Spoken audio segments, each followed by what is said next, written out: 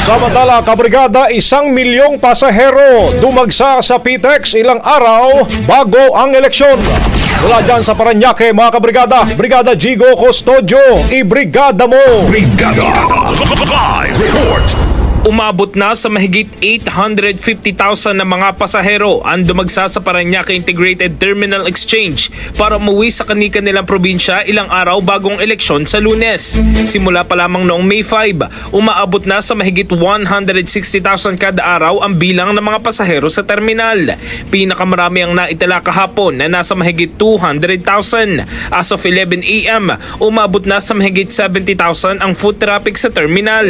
Samantala, fully book na ang ilang mga biyahe ng bus mula PITX patungong Bicol Region at Visayas. Sa kabila naman ng fully book trips, wala naman daw dapat ipaglala ang mga pasahero dahil maraming special permits na inisyu ang LTFRB.